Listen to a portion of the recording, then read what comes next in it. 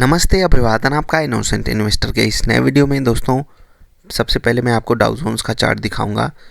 हमारे लिए पॉजिटिव संकेत आता है, हम ऊपर जाते हैं, ठीक है। उसके बाद जब हमारे लिए फ्लैट टू नेगेटिव संकेत हो, हम काफ़ी ज़्यादा नीचे चले जाते हैं, ठीक। और ये बाज़ार की खूबी रही है कि जब डाउ नहीं चल रहा था, अपनी बाज़ार गजब की चल रही थी, क्योंकि एफआईआई का सपोर्ट था। अभी एफआईआई सपोर्टिव नहीं है, इसलिए हमको दिक्कत झेलनी पड़ रही है। कल भी दिक्कत झेलनी पड़ेगी। कितने पॉइंट नीचे खुलेगी निफ्टी और निफ्टी के क्या रहेंगे इंपॉर्टेंट लेवल्स, आपको बताएंगे। आज की कैंडल की क्लोजिंग अच्छी नहीं है। आज के कैंडल की क्लोजिंग अच्छी नहीं है। जहां पर हमारी बाज़ार क्लोज हुई है वो लेवल बुरा है, वो लेवल काफ़ी बुरा है। और 17,500 के नीचे की क्लोजिंग हमें उम्मीद नहीं थी कि ऐसा कुछ हो, लेकिन आज हुआ। और बाज़ार ने जो हमको धोखा दिया है आज, इसका खामियाजा हमको कल सुबह भुगतना पड़ सकता है। कुछ बातें आपको ध्यान रखनी है। बाज़ार की क्लोजिंग 17,357 पे नहीं, 17,410 के आसपास हुई है, ठीक है। 17,410, ठीक है, एग्जैक्टली हम आपको बता देते हैं, 17,415 के आसपास हुई है, ठीक। ये थी प्रोविज़नल क्लोजिंग 17,357। क्योंकि बाज़ार आखिरी आधे घंटे में बहुत तेज़ी से गिरी थी, इसलिए एवरेज प्राइस ऊपर आना था, इसलिए बाज़ार जो है एग्जैक्ट क्लोजिंग 17,415 पे पाई है। और डाउ से हमारे लिए फ्लैट टू नेगेटिव संकेत हैं। तो जो हमारे पास अचानक से सेलिंग प्रेशर आया था, वही झेलना पड़ेगा हमको सुबह सुबह, और वही झेल करके अपनी बाज़ार खुलेगी। बताते हैं आपको इंपॉर्टेंट लेवल्स।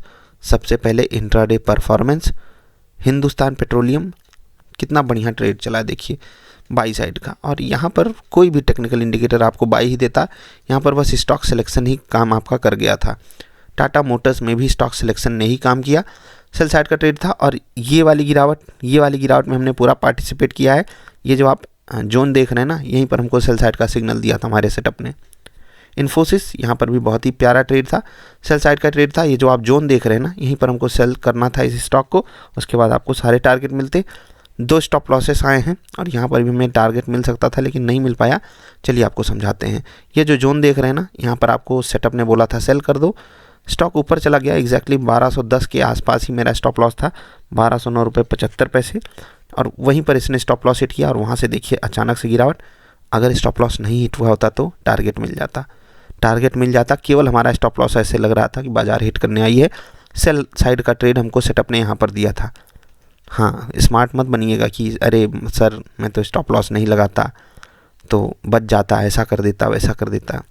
मान लेते हैं कि यहाँ जाकर क्लोजिंग देता तो 1260 पे, तो क्या करते। स्टॉप लॉस बहुत ज़रूरी है। स्मार्ट बन बनो।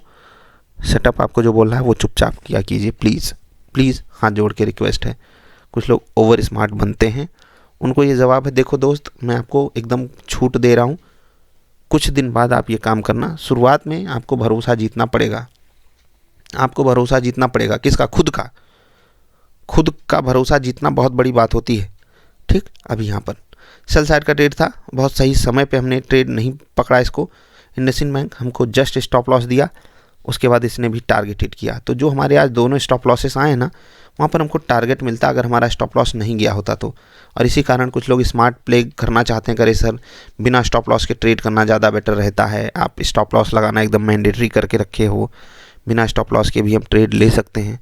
तो नहीं, ऐसा मत कीजिए। ऐसा करोगे तो आपको बहुत तकलीफ झेलनी पड़ेगी। इंडसइंड बैंक में मैंने थोड़ा सा जल्दबाजी करके ट्रेड लिया था, लेकिन फिर भी कोई फ़ायदा नहीं होता। चाहे 15 मिनट पे लेते, चाहे आप 10 मिनट पे लेते, दोनों जगहों पे आपको स्टॉप लॉस ही देना पड़ता। कोई दिक्कत स्टॉप लॉस देने से मुझे नहीं है। मुझे दिक्कत सिर्फ कुछ सवालों से है जो आप लोग पूछते हैं कि बिना स्टॉप लॉस के ट्रेड। अरे भाई, और एक बंदा हो तब भी, क्योंकि आज दोनों ही स्टॉप लॉसेस जो आए हैं वहाँ पर टारगेट आता, इसलिए ये सवाल आया है। लाजमी था ये सवाल आना, लेकिन फिर से मैं आपको वही कहूँगा, फॉलो दी सेटअप से दूर मत भागो। आगे आप ग्रो कर सकते हो उसके साथ, लेकिन सेटअप के जो रूल्स हैं उनको तो हमेशा फॉलो करना है। सेटअप में आप ट्विकिंग कर सकते हो, लेकिन रूल नहीं तोड़ सकते। समझ रहे हैं? हाँ, थोड़ा बहुत ऊपर नीचे चलेगा, लेकिन रूल से खिलाफ मत जाइएगा। 3 टारगेट और 2 स्टॉप लॉस का मतलब आप समझते हैं? नहीं समझते। 3.6 प्लस का, 1.2 माइनस का, 2.4 ओवरऑल, 2% नेट। ये आपका प्योर प्रॉफिट है आपके पूरे पैसे पे। कल वाली वीडियो देखिएगा, आपको और अच्छे से बात समझ में आएगी। कल के इंट्राडे स्टॉक्स आपको मिलेंगे टेलीग्राम पर, सर्च करके इनोसेंट इन्वेस्टर जुड़ जाइए। दिन काफ़ी अच्छे गए हैं इस हफ्ते के, तो मैं आपसे रिक्वेस्ट करूँगा, कल एक्सपायरी है, कल क्या है, एक्सपायरी, तो करना क्या है, कल एक्सपायरी है तो करना क्या है, अवॉइड कर देना, ट्रेड अवॉइड कर देना, या फिर बहुत ही हाई कन्विक्शन हो, समझ रहे हैं, तभी ट्रेड कीजिएगा। अभी निफ्टी के इंपॉर्टेंट लेवल्स आप नोट कीजिए, इंट्राडे स्टॉक्स आपको मिलेंगे टेलीग्राम पर, ठीक। गिरती हुई बाजार में 17,358 ये रहेगा पहला लेवल, दूसरा लेवल रहेगा 17,303, चौथा वाव 17,258 ये रहेगा, 258 358 ये दो लेवल्स इंपॉर्टेंट बन के आए हैं। बीच का लेवल 17,303 है, इन पे आपको फोकस रखना है। जहाँ पर बाजार खड़ी है यहाँ पर बाजार क्लोज नहीं की है, याद रखिएगा इसको।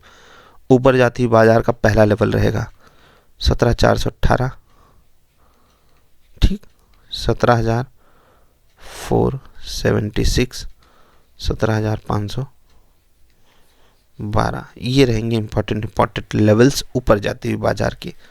ऊपर और नीचे जाती हुई बाजार में बाजार यहीं पर लगभग सपोर्ट लेने की कोशिश करेगी, रेजिस्टेंस प्राप्त करेगी, उस हिसाब से आप अपने ट्रेड्स को अरेंज कीजिएगा, ठीक। अभी आपसे विदा ले रहे हैं, जो कल की परफॉर्मेंस है या पिछले हफ्तों की परफॉर्मेंस है उसको आप ज़रूर जाकर टेस्ट कीजिए, और ऐसे ही सपोर्ट एंड रेजिस्टेंस को समझकर ट्रेड कीजिएगा।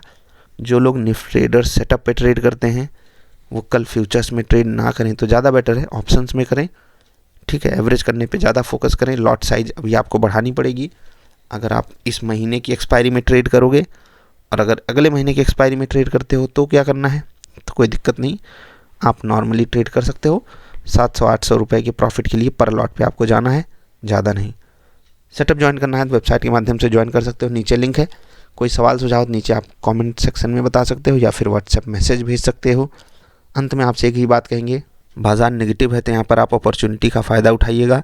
डाउ से हमारे लिए कुछ खास संकेत है नहीं, तो हम लगभग 70-80 पॉइंट नीचे खुलने के आसार बना रहे हैं, जो कि अच्छी बात नहीं है, क्योंकि सिंगापुर वाली बाज़ार अभी करंट मार्केट कंडीशन में 70-80 पॉइंट नीचे ट्रेड कर रही है। काफ़ी अच्छी होती कंडीशन, क्योंकि हम बड़े इंपॉर्टेंट टेक्निकल लेवल्स को तोड़े हैं, तो हमें तो ये दिक्कत झेलनी ही थी। अच्छी बात यह है कि बाज़ार की एग्जैक्ट क्लोजिंग 17,400 के ऊपर है, जो कि कुछ मायने में हमको थोड़ा सा सहारा ज़रूर देगी। आखिरी घंटे में जो बिकवाली आई थी मैं आपको ज़रूर दिखाना चाहूँगा, क्योंकि यहाँ पर मैंने बोला था कि FIIs ने बहुत भयंकर माल बेचा होगा।